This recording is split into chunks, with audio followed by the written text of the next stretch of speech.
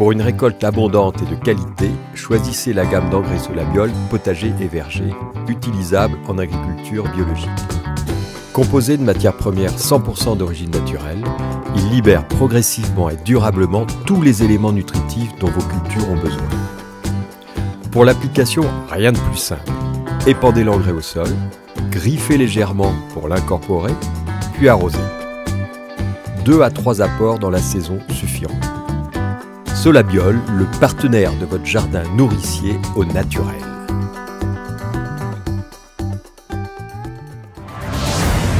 News Jardin TV vous présente Bienvenue au Jardin, une émission 100% nature, plantes, botanique, jardin et jardinage, animée par Patrick Mulan et Pierre-Alexandre Risser.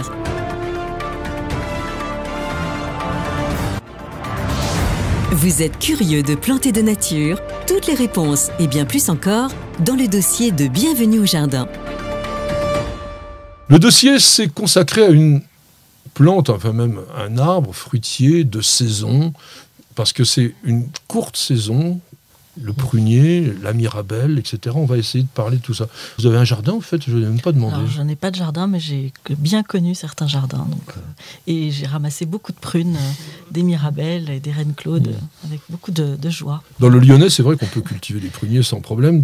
C'est une région productrice de fruits, oui, de fruits rouges avec les monts du Lyonnais, et tout ce qui est cerises, qui sont extraordinaires, poires, la capitale de la William, c'est Chasselet-au-Mont-d'Or. Là, on parle de prunier, donc il faut remonter un petit peu vers la Lorraine et vers l'Alsace. Voilà, puis le prunier, c'est l'avantage, c'est un arbre qui supporte des terres qui ne sont pas très extraordinaires. Voilà, il peut pousser vraiment partout. Dans les prunes, on a rarement le mot prune comme ça, on achète rarement des prunes, on achète des reines Claude. Alors la reine Claude, c'était l'épouse de François Ier, qui, soi-disant, alors j'étais pas là, en raffolait. La reine Claude, c'est vraiment, pour moi, le top des prunes, notamment la reine Claude verte, la reine Claude dorée qu'on appelle. Il faut les récolter pile poil à maturité. Trop tôt, c'est un peu dur et pas sucré, et trop tard, ça fermente rapidement. Comme tous les fruits, il y a une variété, c'est la reine Claude d'Oulin. On parlait d'Oulin tout à l'heure à côté de Lyon. Elle est un petit peu plus violacée, elle a des ombrés par rapport à la reine Claude dorée, mais moi je préfère la dorée. Jaune-vert ferme, un goût très très très très bon, très sucré, fruits de table, mais confiture, tarte, etc. La quetch, là on a une forme totalement différente, on est sur un fruit ovoïde, plus gros nettement, violet, quetch d'Alsace. C'est intéressant, pourquoi? Parce que c'est hyper rustique comme arbre. Oui. On va pouvoir le cultiver dans des régions où il fait assez froid. En revanche, je pense que sud de la Loire, Provence-Côte d'Azur, il faut éviter quand même. Ça ne va pas aimer le fait de ne pas avoir vraiment d'hiver. Oui, mais tu as la région productrice de pruneaux, Agen, c'est quand même en dessous de la Loire. Oui, tu as entièrement raison, mais c'est tout à fait particulier. Ce qu'on appelle la prune dente, et c'est vrai que c'est des fruits qui ont besoin d'énormément de soleil, parce qu'on cherche à ce qu'ils se concentrent en sucre et qu'ils deviennent vraiment presque confits naturellement. La quetch, je reviens, c'était plutôt sur l'Alsace. On peut aussi la sécher d'ailleurs, et on va aussi en faire des confitures, des tartes. La mirabelle, alors là on est sur la Lorraine, il y a 2 mirabelles. Tu les connais, les variétés? Non. Aussi tout bêtement, la mirabelle de Metz et la mirabelle de Nancy. Donc c'est pas compliqué. Je sais absolument pas les différencier. Elles se ressemblent comme 2 gouttes d'eau. Ça, c'est petit. On dirait une grosse cerise un petit peu, jaune généralement. Alors c'est plus ferme que la reine Claude. C'est un peu plus la consistance de la quetch, la mirabelle. Très parfumée. On les secoue un petit peu, non? Quand ils les ramassent, oui, ça dépend si c'est pour faire de l'agneau, oui. Quand c'est pour la consommation de bouche, il faut les cueillir. C'est pour ça qu'on dit secouer quelqu'un comme un prunier, je sais pas. Bah oui. L'arbre qui donne les prunes, sur le plan botanique, c'est un prunus, ça c'est facile, domestica. C'est un arbre dont il y a pas mal de sous-espèces et qui sont pratiquement tous comestibles. On ne sait pas trop d'où il vient. On sait en revanche qu'on le cultive en France depuis des lustres. Peut-être que ça serait un croisement naturel avec le prunelier, par exemple, aussi. Oui, on n'en a pas parlé, parce que le prunelier, quand on veut un petit arbre qui ne dépasse pas 3,50 m dans son jardin, c'est facile de planter un prunelier, ça résiste à tout. Oui. Ça peut devenir un petit peu envahissant, et il a une floraison blanche dès début mars, qui est absolument magnifique. Et les petits prunes bleues qu'on appelait à Lyon des plosses, un fruit qui est astringent, donc on peut le consommer sans qu'il soit astringent, après les premières gelées. Par contre, on en fait des confitures et on fait de l'eau de vie de prunelle qui est absolument délicieuse. Alors c'est piquant, c'est ça qui m'embête. Moi, j'aime pas trop les plantes piquantes. Et vous, votre prune préférée, c'est quoi? Ah, moi, c'est clairement la Reine Claude. La Reine Claude, bienvenue au club. Ouais, Reine Claude aussi. Ah, voilà, on est tous d'accord. Alors, n'hésitez pas, vous nous dites ce que vous préférez ou si vous en cultivez un. On pense donc que ça serait soit européen, soit asiatique. Peut-être que les croisés, d'ailleurs, en auraient rapporté. Botaniquement, la prune, c'est ce qu'on appelle une drupe. C'est quoi une drupe? C'est un fruit charnu avec un noyau au milieu. Donc c'est assez facile à se rappeler. Dans un dîner de ville, ça fait bien. Ouais. Ah, tu nous as servi des drupes, c'est bien, etc. Bon, très très rustique, on l'a dit. En revanche, pour avoir des fruits, c'est pour ça que je mettais un peu de bémol par rapport à certaines variétés, il faut un hiver. Si vous n'avez pas d'hiver, la fructification, elle est relativement faible. Au niveau du sol, ça vient pratiquement partout.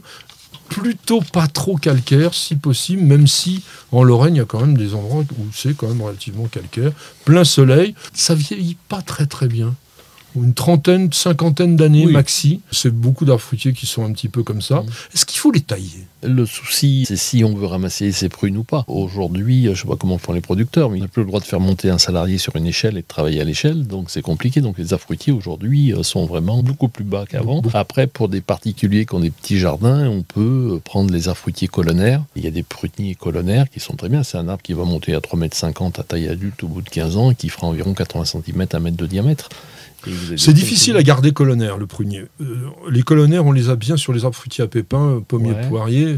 Dès qu'on est sur du noyau, ça se barre un peu dans tous les sens. C'est un peu complexe quand même. Ah oui. Ouais. Alors il y a des pruniers nains, il y a des pêchers nains, mais des pruniers nains, il y en a aussi, qui eux sont en gobelet, naturellement nains. C'est vrai qu'il ne faut pas trop tailler les arbres fruitiers à noyaux, ça n'aime pas bien ça, donc si vous pouvez, laissez-le naturellement se développer, enlevez le bois mort. En tout cas, les arbres à noyaux se taillent en vert, c'est-à-dire quand ils ont des feuilles, et pas l'hiver. Et les arbres à pépins se taillent l'hiver, donc vous taillez votre prunier quand il y a les prunes dessus, au moment où vous voulez les cueillir, vos prunes. Quand c'est très haut, vous coupez vos branches. Alors bien sûr, on ne va pas couper des branches de 10 cm de diamètre, mais même pour les cerisiers, tous les arbres à noyaux se taillent en vert, c'est quand il y a des feuilles sur l'arbre. À la sève descendante, donc à peu près vers la fin du mois, ça sera vraiment très très bien. Attention, il y a des pruniers qui ne sont pas auto-fertiles, donc comme la Reine Claude dorée par exemple, et d'une manière générale les Reines Claude. En revanche, les Mirabelles, elles le sont, la prune dente, la quetch aussi, ça vous pouvez les avoir en ayant un seul arbre chez vous. Sinon, il faudra avoir au moins 2 pruniers pour qu'il y ait un échange de pollen et avoir des fruits derrière ça. Attention aux maladies, vous avez très très souvent quand même de la moniliose sur les pruniers, ça peut être un peu embêtant. Alors on peut terminer avec quelques expressions. Vous connaissez les expressions dans lesquelles il y a prune ou prunier? La contravention. Quand on reçoit une prune par exemple, voilà. Une prune, Quand on a la prune, c'est quoi? C'est être chanceux, savoir du punch, être en forme. Ah bon? Oui. Comme la pêche, en fait, c'est ça. Alors ça, je ne savais pas. Il paraît que dans l'argot de la police, le prunier, c'est un contractuel homme. Il y avait l'aubergine, c'était la dame, et puis le prunier, c'est le monsieur. J'apprends quelque chose. Quand on dit aussi, il aura 20 ans aux prunes, ça sera l'été prochain. Et quand on a quelque chose pour des prunes, ça vaut rien. Voilà, ça coûte pas cher. À la semaine prochaine, et bienvenue au jardin.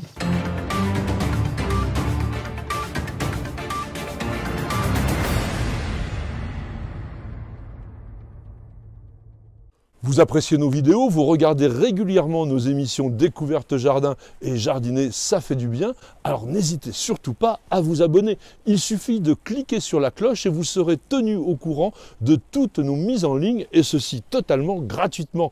Et sachez également qu'il existe un site internet sur lequel il y a énormément d'informations, de réponses à vos questions, de dictons et de citations. Alors www.newsjardin.tv, c'est la bonne adresse.